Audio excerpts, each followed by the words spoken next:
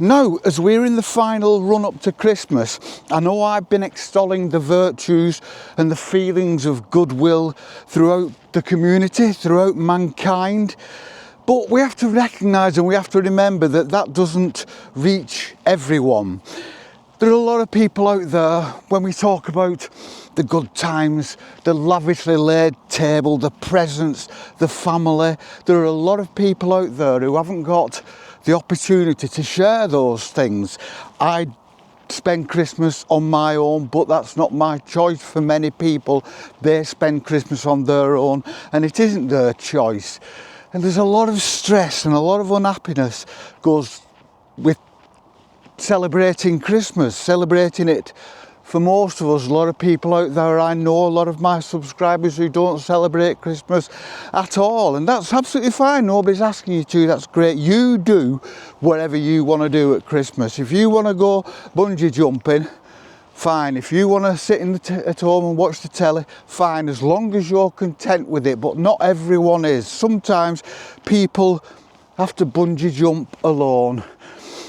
And what can we do about it? What can we, as just people in the community, do about it? We can ignore it, of course we can. We can say, fine, that's your problem, I'm doing what I'm doing, and nobody can criticise you for that, because our lives are our own. And if we decide that we want to spend Christmas on our own or with our loved ones and not be in our own little bubble and enjoy it that way, then that's absolutely fine and that's fantastic. But there are people out there who perhaps need reaching out to, and what can we do? Yes, we can recognise it. We can recognise the fact that while we're sitting having our Christmas dinner and our drinks and our laughs with our family and our fights with our family and our potato peeler fights, there are people out there for whom this time of year is just a time they want to forget, a time they want to get through, a time they want to get out of the way so they can get back to being normal, because there's nothing in this time of year that appeals to them. And they're there, they might be next door to you. As you walk down the street, they might be shuffling along at the side of you as you get your Christmas baubles and bangles and trinkets and goodies and drinks and food. They may be at the side of you there with nothing in the purses, nothing in the wallets, little in their hearts, little to look forward to, just buying the basics to get through another day. And what can we do about it? I'm going to tell you a tale. I'm going to tell you a tale of loneliness. And I don't want anybody coming into the comments and saying, oh, aren't you a good man? Isn't that nice? Oh, well done. No, I was just a bloke with more time on his hands than he knew what to do with. I used to be a Samaritan, and I've told this tale, or at least I've alluded to this in one or two other videos, but I haven't got into any detail at all. I was a Samaritan.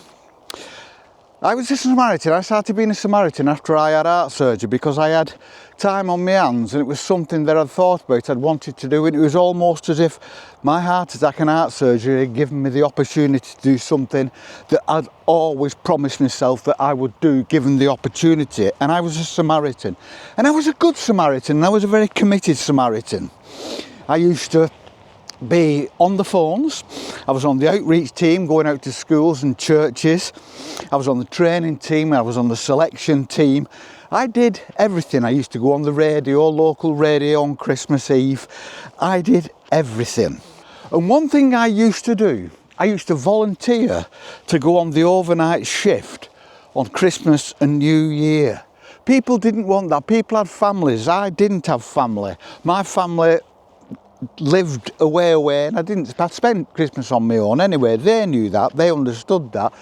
So I volunteered to go on the shifts, the overnight shift, Christmas Eve and New Year's Eve, because I knew we were going to get the calls. I knew we were going to get lots of calls. I knew what kind of calls we were going to get, and I was well trained, so I knew how to cope with those calls.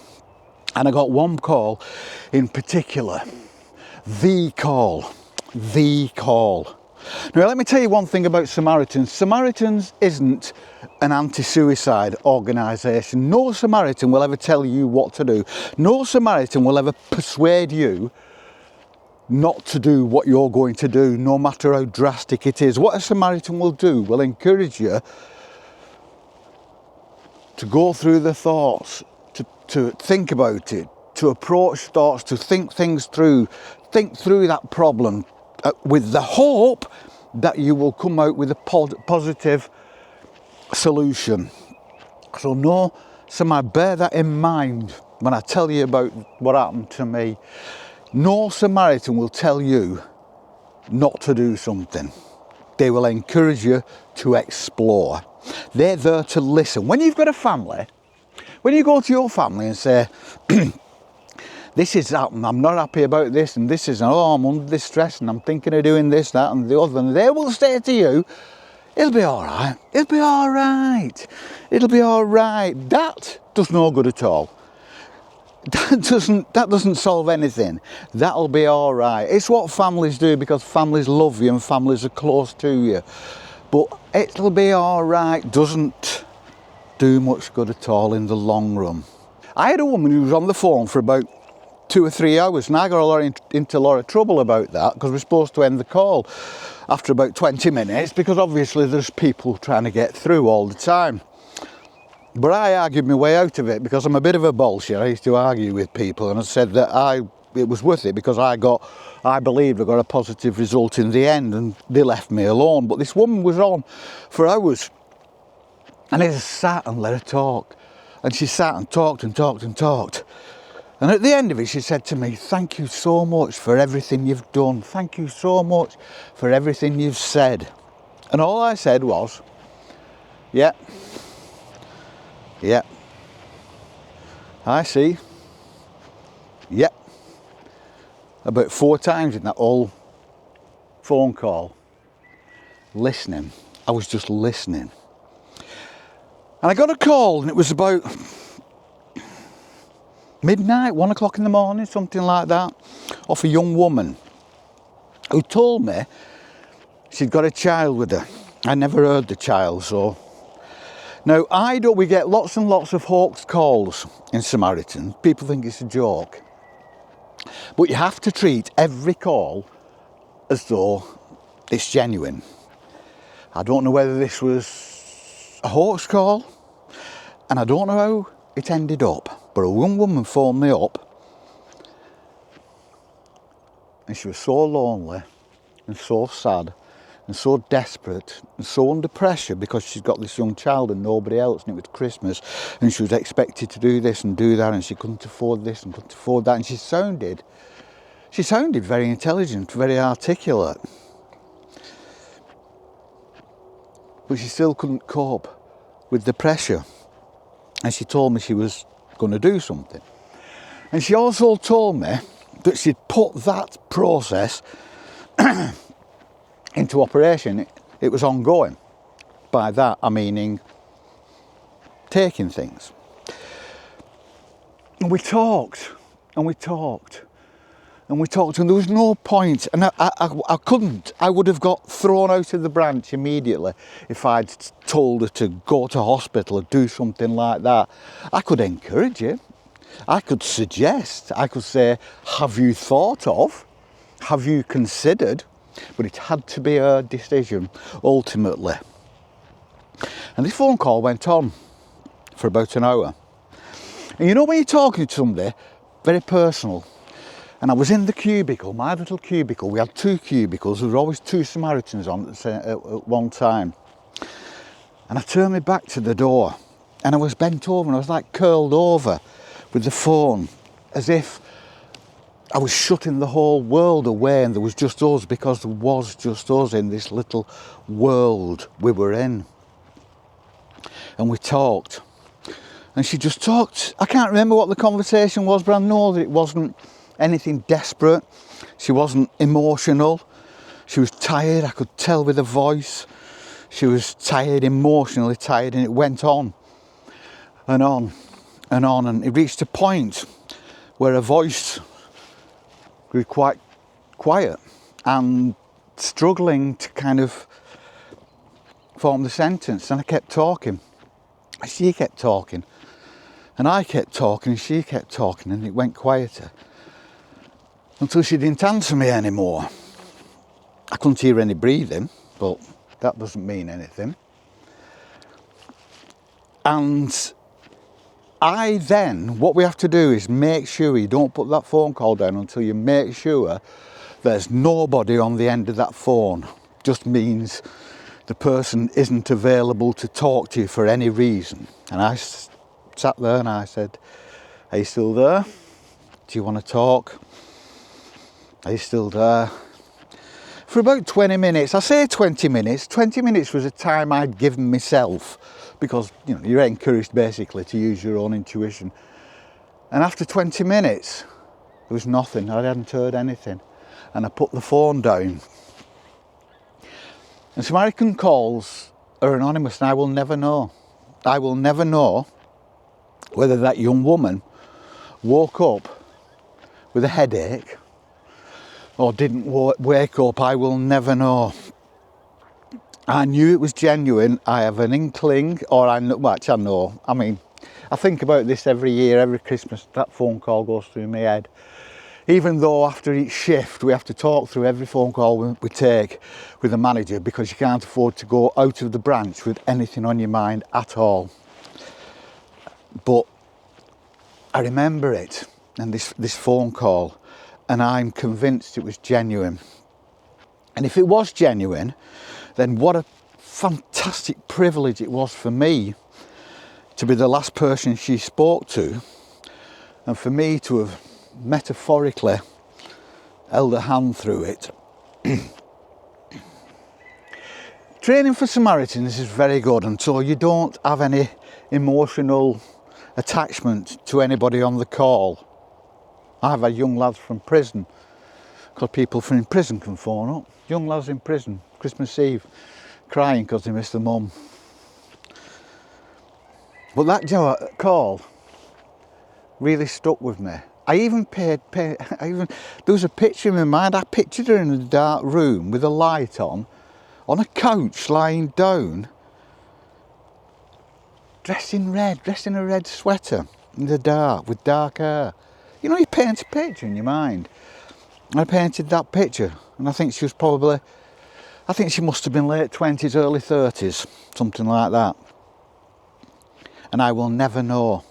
And that is what loneliness can do. So we think of lonely, don't we, as somebody, some little old person like me, sitting in a room with a 1 bar electric fire on, trying to keep warm in a room, and we always picture it as being like this monotone room, just no happiness, no joy about it. But it's not. And I believe I experienced true loneliness that night, Christmas Eve, probably about 2008, I think. So that's an extreme example of loneliness, but loneliness is loneliness. It's on different levels, and this affects people differently. Some people can be lonely and face the loneliness and get through it stoically, come out the other side, and no one would know any different. No one would know that they felt loneliness. Some people can just feel slight isolation and be absolutely desperate, not being able to afford the presents for the kids that they're expected to, because the man on the television's told them they have to get it for their kids, and that alone can be enough pressure to tip somebody over the edge, and for them then to be the person phoning up a Samaritan. So keep your eyes open, keep your ears open, keep your empathy open, because you don't know. There's not a lot you can do, really, except to smile, a bit of conversation. If it's somebody you know, somebody in the street, a neighbour, then you can be a bit more proactive, can't you? So here endeth the chat for today. I hope I didn't put you in a bit of a downer, but I just thought it was a good example. And it shouldn't be a downer because it's life. And if it's a downer, then we need to step up and face these things a bit more, don't we? People out there, less fortunate. But I haven't told that tale before. I've alluded to it in 1 or 2 videos, but I've not gone into detail. And that's the first time I've told that tale, and I will probably never tell it again. Because it is quite personal and quite private, but it's long enough ago that I think time has given me permission to tell the tale. So I hope nobody out there is affected by loneliness, and if you can, I hope somebody reaches out, and I hope you can reach out to other people, and we get through, and we kind of love or hate this time of year. But for anybody, with faith, without faith, whatever you're doing, whatever you're not doing, we're all different. Some celebrate it, some don't. Some do a lot, some don't. Some are happy, some are sad. I want everybody to be happy, but it ain't gonna happen, is it? But I'm hoping to just put something out on Christmas Eve. You'll probably all be busy, but as long as you can catch it sometime over the Christmas period. So I won't say Merry Christmas now, because I'll be seeing you again beforehand. But I will say, look out for your fellow man, and I hope your fellow man looks out for you. We look out for each other. Because there's so many people across the globe now, at the moment. We see it in the news every day. If we're happy, we're incredibly lucky. I'm happy and I'm at peace, but I also recognise how fortunate I am, how lucky I am. And it's not been an easy ride. I mean, my life's just been trials and tribulations and broken marriages and heart attacks and cancer and losing businesses, and just, there's been a lot more downs than there has been ups. But I was blessed with a almost pathological optimism. And I think that's carried me through. I think it'll carry me through the rest of my life. And talking about these things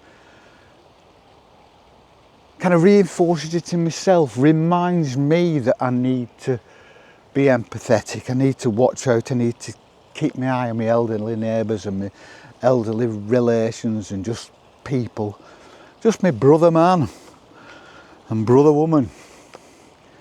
And we shall see you on the flip. Peace and love.